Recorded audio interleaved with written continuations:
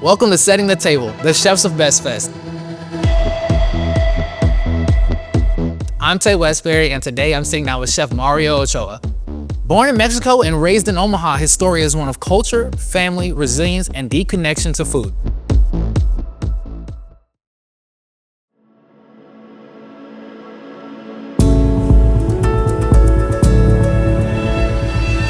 I feel like I find peace wherever I go, really. So I'm very good at focusing on the task that I'm on. Yeah, so just kind of doing what I'm doing right then and there, living in the moment.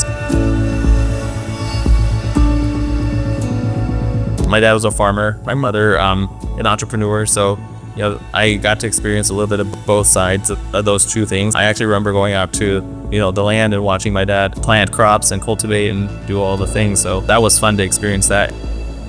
I love feeding people. Like some of the people that get our food, that might be their only meal that they get that day. So we make sure that it's a solid meal, that it's delicious and nutritious. The pandemic really did a number on my business. It was a shock for me, like the first 2 weeks of COVID, because we went from being super busy to like not doing anything. I would wake up and be like, where am I supposed to be? Where am I? Did I oversleep? Then it was an opportunity to use great ingredients, cook with dignity, cook with love. You're only as good as the last plate you put out, so make sure that it's delicious.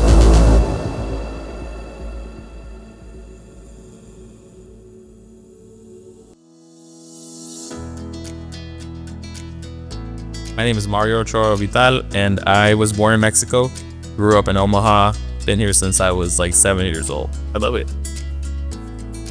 So I'm from like the Nebraska of Mexico, right in the center. It's called Zacatecas. That's the name of the state, and it's literally right in the center of Mexico. So in high school, we did a something called a culinary competition. It was through Metro actually, and we went and competed at the high school level with all the other area high schools in Omaha, and we won our first competition that we ever did. And then I was offered a job by my mentor at the time, James Davis. He offered me a job at the Upstream downtown, and that's kind of when things really started evolving in it. I decided that I wanted to pursue that after high school, and if I work at the Upstream and do all the things.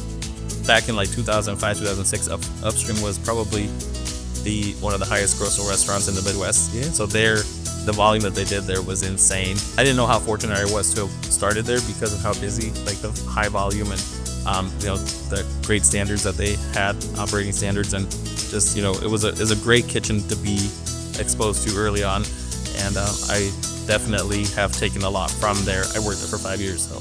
Then I was owner-operator of MOV Catering. Part of our business was we'd be downtown at a building then called Gavilon, and we did breakfast and lunch service there. And in the evenings, we did the traditional caterings, the weddings, and all the things. And when the pandemic hit, it completely stopped. Our business, it completely stopped. I went from working like 75, 80 hours a week to just like not doing anything, which was really it was a shock for me, like the first 2 weeks of COVID, because we weren't a restaurant, we were strictly catering, and our day stuff was at a corporate building, and everybody at that corporate building was sent home to work from home. It had nothing to do. We were out of commission for like 6 months. Then it was an opportunity to kind of reinvent myself.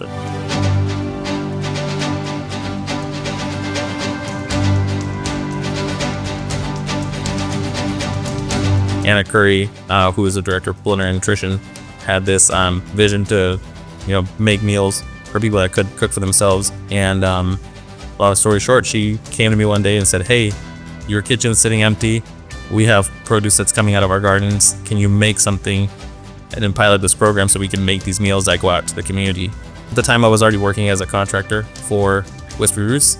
I was like, sure. So then she brought it over, got to work, and we never stopped. So we make sure that it's a solid meal and it's a hearty, filling meal. We really put a lot of soul and passion into making sure that those meals are great. I have encountered people who, approached me and said, "Hey, I had your food in one of the Whispering Roots meals, and let me tell you, it was amazing," or "It's restaurant quality." And like those things are great to hear. I like to do mystery basket style cooking. I've always been really good at, just place a few ingredients in front of me and say, make something with that. And I can make something happen. I can figure it out. But like, I love the education side of things too. I like teaching people how to cook and how to be self-sufficient. in the kitchen at the very least. Through Whispers, we work with kids as young as, kindergarten, but we really focus on like fourth graders and like teach them how to make food at home. So in the summer they can go home and cook some things for themselves, or maybe after school they can cook some snacks that they can fill in. I see the vision. I think it's going to be a great event, and I'm really excited to be part of the first group that goes through with it. I'm excited. I love Omaha steaks. My father-in-law has worked there for a very long time, so we're used to eating great steaks. I am going to cook just things that I like. My mom's enchiladas. I heard her enchiladas are way different than any enchilada I've ever had. I didn't know that they were different until I started tasting other people's enchiladas. So the way she makes hers is she uses guajillo chilies, which is very common, but she also puts chocolate in it. The sauce is kind of a sweet and spicy, slightly bitter sauce, and she just makes them with queso fresco and sometimes a little bit of onion, and fries a tortilla, dips it in the sauce, and it's like a la minute. So it gets served immediately as it's made. So there's a little bit of a crunch to the tortilla because it's fried, but it's also like drenched in the sauce. So that's her enchiladas are my favorite by far. And even like my significant other, my wife, and my siblings who have also now married, their spouses have come into our family and fallen in love with my mom's enchiladas. I find inspiration in what's local, what's available to me, and that's kind of how I cook it now. Is we, especially during like the seasons where we have fresh produce and things that come in from our local farmers. So I expect to find some of that. Whatever is in season, whatever's growing, we're gonna cook. I think food is like so essential. I mean, it's literally how we survive, right? But also like we use food to celebrate. We use food to like hang out, to talk. I think food overall is just super, super important to the community. And I think in almost any culture, I can probably say that with like lots of confidence, that food is essential to like every aspect of life.